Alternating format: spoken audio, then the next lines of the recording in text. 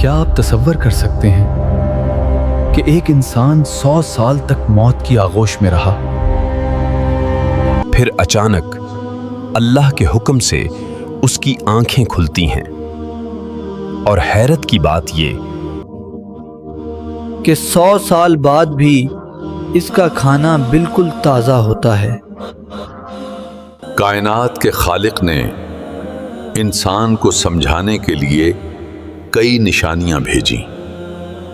آج ہم ایک ایسے معجزے کا ذکر کریں گے جو عقل کو حیران کر دیتا ہے۔ یہ تذکرہ ہے حضرت عزیر کا، جو اللہ کے ایک برگزیدہ پیغمبر تھے۔ ایک دن آپ کا گزر ایک ایسی بستی سے ہوا جو کھنڈر بن چکی تھی۔ یہاں موت کا پہرا تھا اور زندگی کے نشان مٹ چکے تھے۔ وہاں بکھری بوسیدہ ہڈیاں دیکھ کر آپ کے دل میں ایک سوال اٹھا، اللہ ان ہڈیوں کو دوبارہ زندگی کیسے عطا فرمائے گا؟ یہ شک نہ تھا بلکہ قدرت الہی کے مشاہدے کی ایک تڑپ تھی۔ سفر طویل تھا۔ آپ نے ایک درخت کے نیچے آرام کرنے کا فیصلہ کیا۔ اسی لمحے اللہ کے حکم سے آپا کی روح قبض کر لی گئی۔ وقت رکتا نہیں، دن مہینوں اور مہینے سالوں میں بدلنے لگے۔ 1 صدی بیت گئی مگر حضرت عزیر اسی نیند میں مگن رہے۔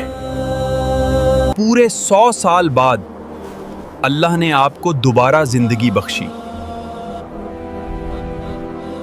بیدار ہوتے ہی آپ کو لگا کہ صرف چند گھنٹے گزرے ہیں۔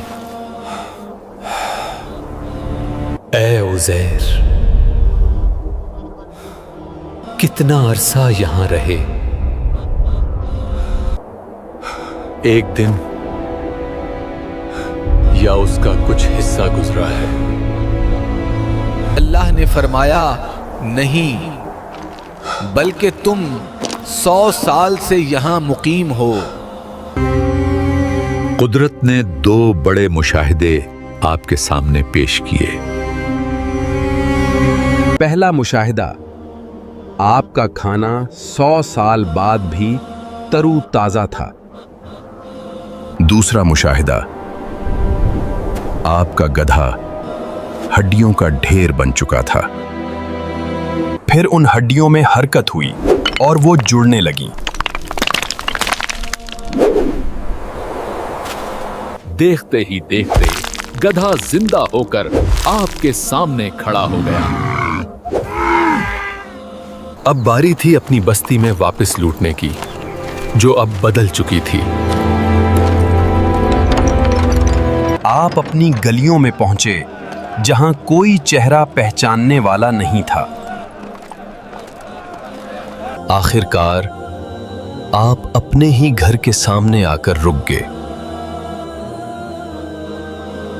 وہاں ایک بوڑھی نابینا خادمہ ملی جو 100 سال سے منتظر تھی۔ جب آپ نے اپنا نام بتایا تو اس نے نشانی مانگی۔ ذرا روک کر مجھے اپنی کوئی نشانی بتاؤ، تاکہ مجھے معلوم ہو سکے کہ تم کون ہو۔ میں حضرت عزیر ہوں۔ میں اللہ سے دعا کرتا ہوں کہ وہ تمہارے دل کو ہدایت دے اور تمہیں حق کو پہچاننے کی طاقت عطا فرمائے۔ آپ کی دعا سے اس کی بینائی لوٹ آئی اور اس نے پہچان لیا۔ اے لوگوں، دیکھو، اللہ کا نبی عزیر واپس آ گیا ہے۔ اب ایک ایسا منظر سامنے آیا جس نے سب کو رلا دیا۔ آپ کا اپنا بیٹا جو اب 118 سال کا بوڑھا تھا سامنے آیا۔ جوان باپ اور بوڑھے بیٹے کا یہ ملاپ ایک زندہ معجزہ تھا۔ لیکن یہودیوں کے علماء کو अब भी एक बड़े सबूत की जरूरत थी। बख्त नसर ने तौरात के तमाम असली नस्खे जला दिए थे। बख्त नसर, जिसे बाबल का सबसे ताकतवर हुक्मरान माना जाता है, जिसने अपने दौर में बाबिल को एक अजीम शान शहर बना दिया था। इसकी हुक्मरानी में बाबल इल्म, फन और तामीरात का मरकज बन गया। लेकिन उसकी यही अजमत बनी इस्राइल के लिए एक तबाहकुन दौर का आगाज भी बनी है। हजरत उज़ैर ने अपने हाफजे से तौरात की तिलावत शुरू की। उनकी तिलावत सुनकर पत्थर दिल इंसानों की आंखें भी भर आईं। तब जमीन में दफन एक पुराना नुस्खा बरामद किया गया। मुकाबला करने पर एक एक लफ्ज आपकी तिलावत के मुताबिक निकला। ये देखकर यहूदी कहने लगे, उज़ैर अल्लाह के बेटे हैं, नाउज़ुबिल्लाह। इसी अकीदत ने उन्हें शिर्क की तारीक वादी में धकेल दिया। सदियों बाद बहरा मुर्दार के गारों से कुछ कदीम नुस्खे मिले। ये नुस्खे कुरान के इस बयान की तारीखी तस्दीक करते हैं। हजरत उज़ैर की जिंदगी हमें बंदगी और तौहीद का दर्स देती है। मौजिज़ा अल्लाह की तरफ से होता है ताकि इंसान अल्लाह को पहचाने। अल्लाह हमें गलू से बचाए और सही अकीदे पर कायम रखे। आमीन या रब्बुल आलमीन। अल्लाह हमें हिदायत का रास्ता दिखाए। इस वीडियो में इस्तेमाल किए गए तमाम मुस्तनद हवाले और तफसीलात आपको नीचे डिस्क्रिप्शन बॉक्स में मिल जाएंगी। हमारी टीम आपके सवालात का जवाब देने के लिए हमा वक्त मौजूद है। आपके प्यार और ताउन का बेहद शुक्रिया।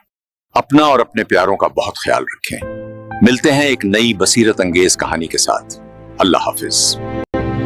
आप अगली वीडियो किस मौजू पर देखना चाहते हैं, हमें जरूर बताएं।